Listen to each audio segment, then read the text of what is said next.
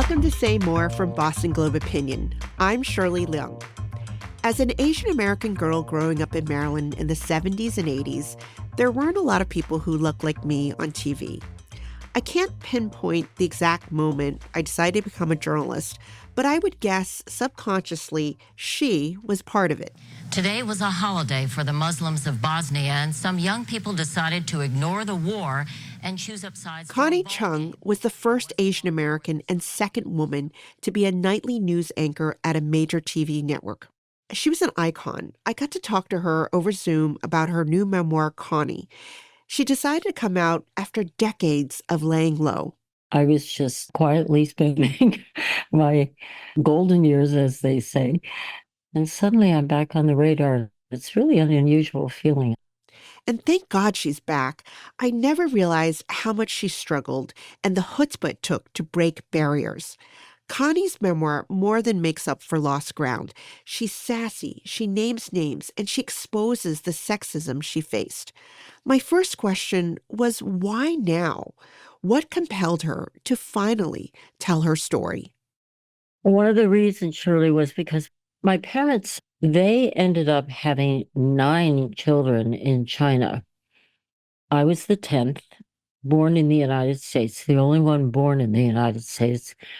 And of the 9 that they had in China, 5 babies died as infants, 3 of whom were boys. So my parents never had a son. And I think in many ways, my parents wanted us to be as strong as boys were, and they kind of raised us that way.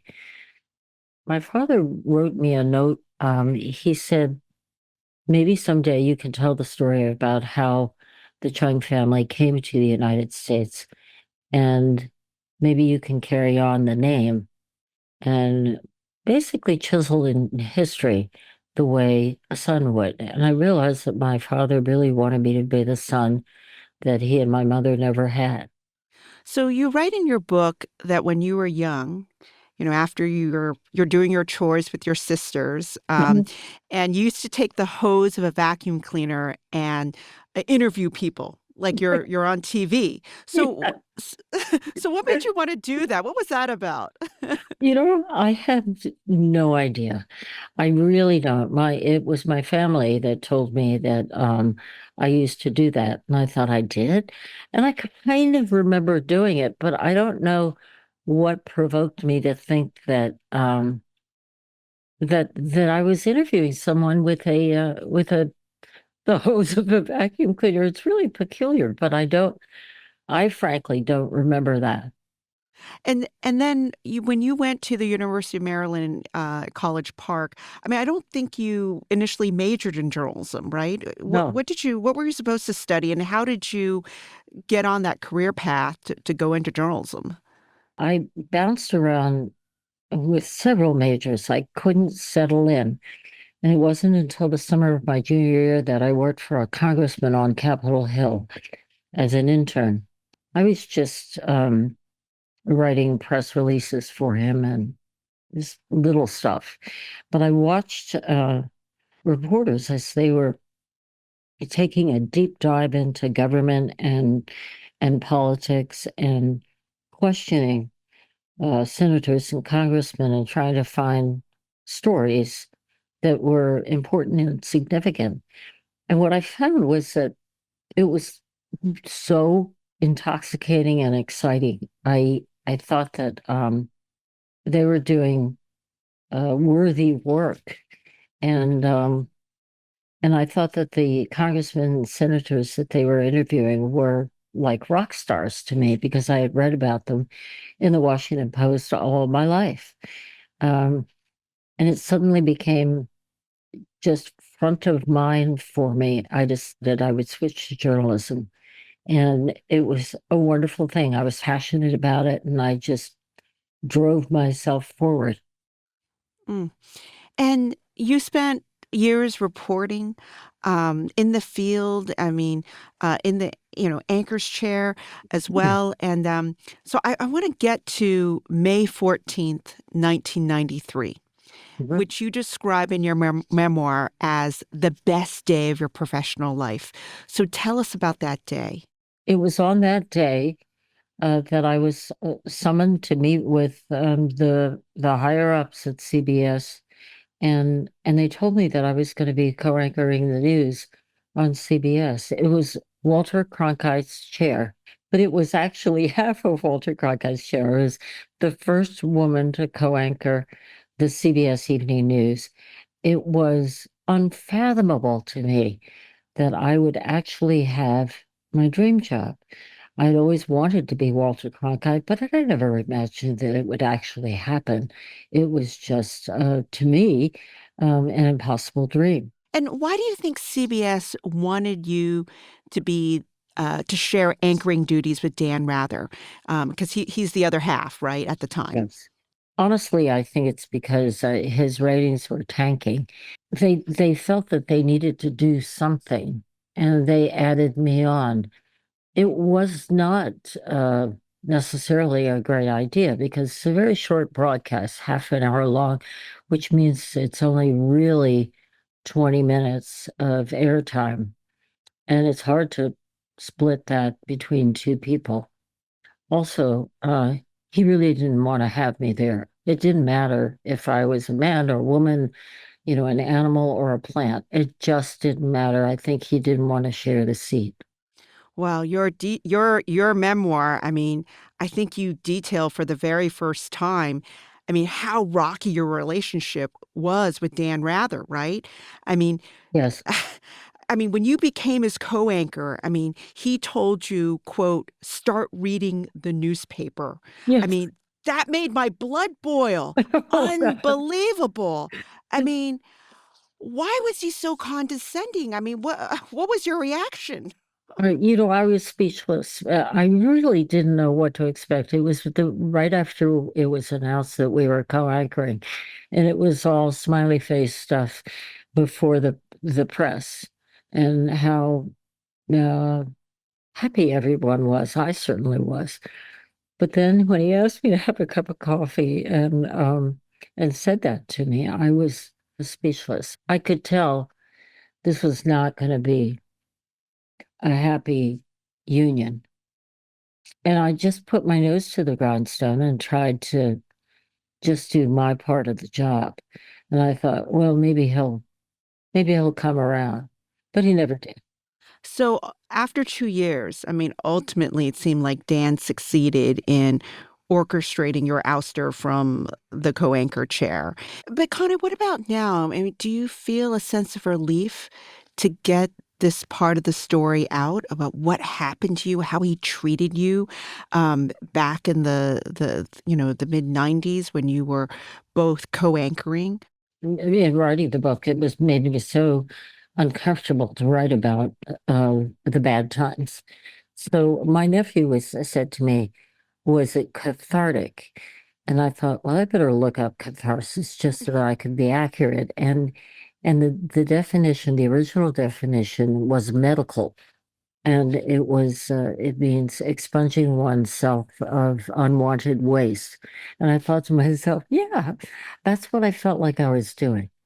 I was expunging myself of this horrible waste that I had bottled up in my body for a long time. And there I was releasing it and feeling ever so much better.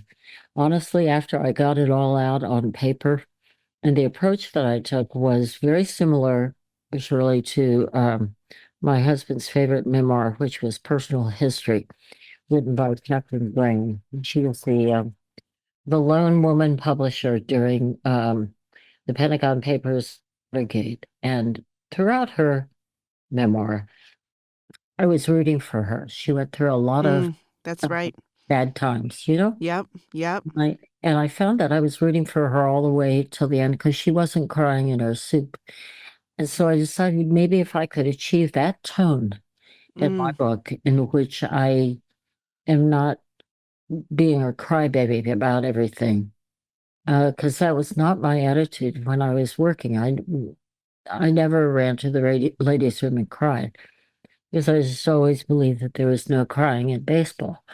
Afterwards, I think I honestly, I think I did feel better. But since I'm so Chinese, after I was fired, I really felt as if I lost face. Mm, And but now I think I finally I got over it. Uh, mm-hmm, 'Cause it was so devastating. mm-hmm. And so I want to, what I love reading about your book too is, I grew up watching, whether it's you or Oprah Winfrey or Diane Sawyer or Barbara Walters. I mean, it's all about the big interview, right? And I love in the book, you recount all the big interviews you got and how you got them, from Marlon Brando to, I think then Chinese President Li Peng, the vilified captain of the Exxon Valdez, right? Can you tell the story of how you got Magic Johnson? I mean, that was, that was a big celebrity interview, but it was also a a newsworthy story. Here you have one of the NBA's biggest stars, Magic Johnson of the Lakers, and he was diagnosed with HIV at a time when we're still learning a lot about AIDS and HIV, right? And so that Yeah, was a really big story. And take us back to how you got Magic Johnson to open up to you. you're right. It was not only the fact that he was one of the greatest basketball players of all time, but it was because he came forward when he was diagnosed as having being HIV positive at a time when very few of us knew anything about Hmm. AIDS. And and I think all of us who knew him in any way, shape, or form, not really knowing him as a close friend, but we all thought that we were his friends. I said to my boss, I was working out in New York for CBS at the time, and I said, I think I can get that interview. Um, and once I realized that everybody else that I called in LA said, oh, I think I can get that interview because he's my friend. We all thought he was a friend of ours. So when I called his agent's office, I asked for to talk to the agent, and the assistant to the agent said, oh, he can't talk to you. He's being inundated. And I said, but I'm a friend of Magic's. And she said, yeah, yeah, everybody is. I decided I'd fly out there. And I literally squatted in his office. I stalked him and I sat down outside his office and refused to leave until he came out. And I knew that he had only one way out. And so it was the end of the day, and he finally emerges because the poor guy wanted to go home. And I finally got to say, utter my pitch. A day or two later, he called me and said, yeah, I'm okay, Magic will do the interview with you. I was so grateful that Magic actually agreed to do the interview with me. I'm not quite sure why. I mean, you didn't get to the pinnacle of the news industry by accident. It was a lot of hard work and a lot of persistence. And so, and it's just not just Magic, but a lot of your interviews were scored that way, Um, in the book, I mean, it's very clear you wanted to be viewed as a serious journalist, Mhm. and, you know, covering Congress or the president or, these political conventions. I mean, you truly did chafe at having to chase like disgraced figure skater Tanya Harding, back when, she was making headlines. And I think one time you got dispatched to interview O.J. Simpson's mom, right? This is Yes. during his trial. And so, um, I mean, I was curious. I mean, how do you feel about those kind of interviews today? I mean, the way the direction of TV news today, I mean, it's really changed. I mean, you kind of have to do it all. The series interviews and the ones that will get really good ratings, right? Yes. I recoiled at doing those interviews that had, to me, no significant value. They were tabloid stories, the kind of story that none of the men were asked to cover. They wouldn't touch anything that had to do with O.J. Simpson. The reason why I was sent out was point blank because the bosses said to me, Dan Rather won't touch that story. Mm, The 60 Minutes men won't touch that story. You're the only one who can get someone to talk during the O.J. Simpson trial. And I said, no, but I don't want to have anything to do with the story either. I had this inability to not buck the male boss, and mm, they were all men. hmm And I think it had a bit to do with my propensity to listen to my parents all the time. I mean, mm. whatever they told me they wanted me to do, I did. More of my conversation with Connie Chung after this short break.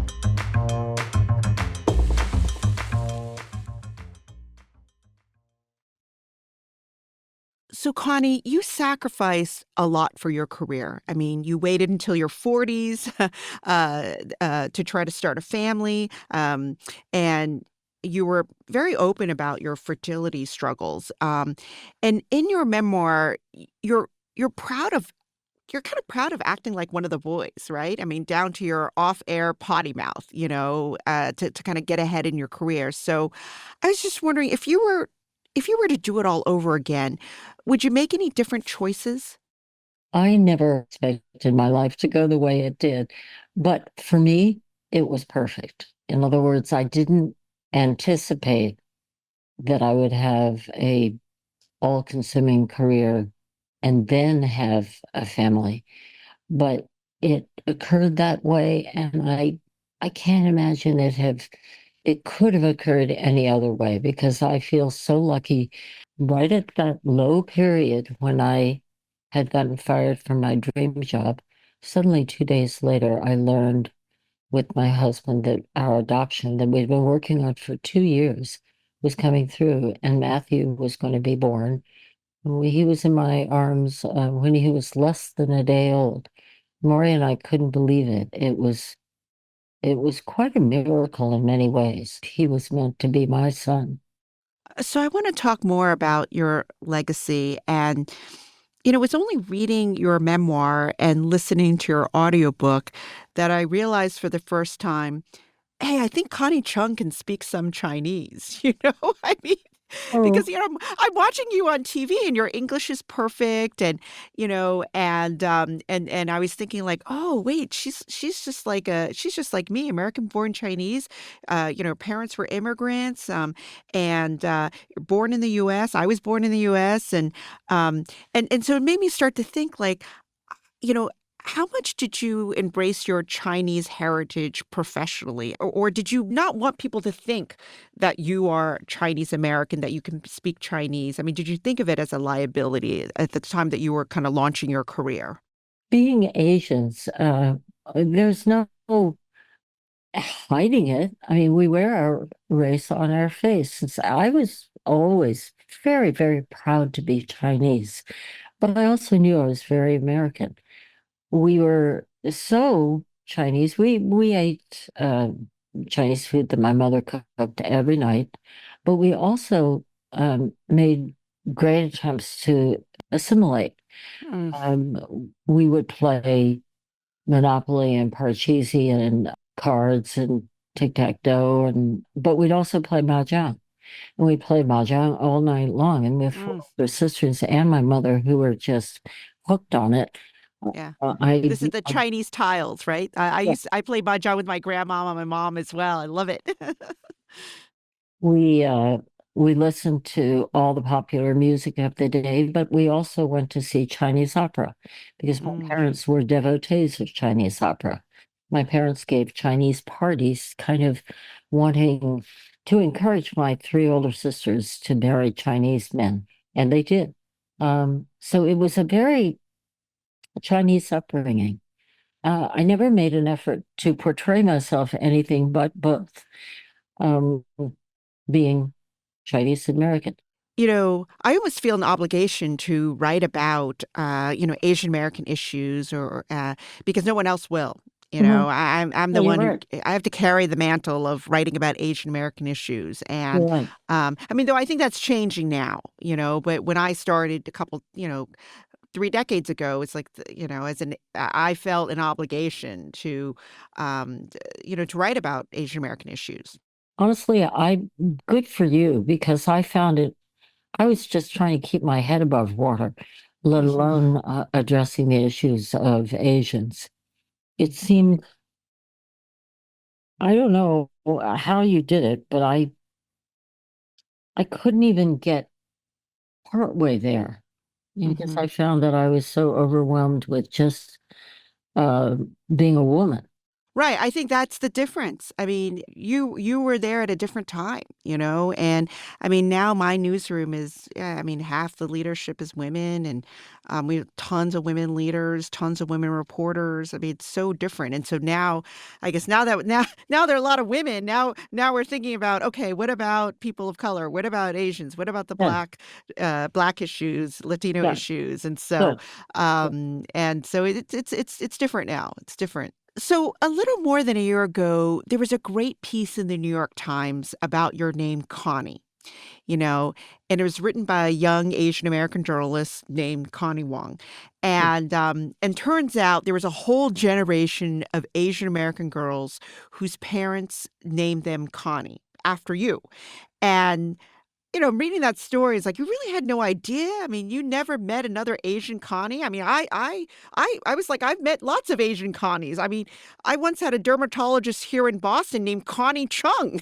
You know, so You did? I did. So yeah, tell me, like, what was your reaction when this reporter called you up to about that story that she was working on? I was shocked and flabbergasted. I couldn't believe that this phenomenon of having Asian parents name their baby daughters after me was even remotely possible. I had never come across a Connie who was named after me. So having someone tell me that this was a reality, as Connie Wong did, was shocking. I ended up, because of that fantastic article, I ended up meeting about it a dozen Connies. We met in a New York Times studio because the photo editor wanted us to gather together and take a photo. I took them all out to dinner because I didn't want the night to end. Mm, mm. And we had such a good time. One of the Connies said that her mother even was aware of a Connie Chung wig, and she went and bought one, and I didn't even know they existed. Wow. You know, and on my book tour, I met about six more Connies. Oh, wow. Mm. And I even met a Connie Chung in drag. Oh, and he said that it takes him 4 hours to put on his makeup. And I said, "Oh, dude, I can do it in 15 minutes. You got to better than that." Oh, I mean, Connie, had you not considered that Asian Americans were really watching you and looking up to you? no, no, it's funny how I Really? didn't know what was going on the other side of the camera. It was my husband who kept telling me, he kept saying, "You're the Jackie Robinson of news." And no, I'm not. Mm. But then once I heard about these Connies, I thought, gee, I think maybe Maury was right for the first time in his life. So You know? how did that experience meeting all these Connies change the way you think about your legacy? Honestly, I always thought I had a career, but I couldn't declare a success. It's probably a very Chinese thing. But these parents who named their children Connie were telling me that they wanted their Connies to enjoy what I did. And knowing that, I suddenly had to sort of rethink what my career was all about. Do I dare really declare success? It's really still hard for me to do that, but I think uh, I think they made me realize that I did crack some glass ceilings, and the ultimate for them, the bamboo ceiling, Hmm. that made me made me rethink how I perceived myself all these years.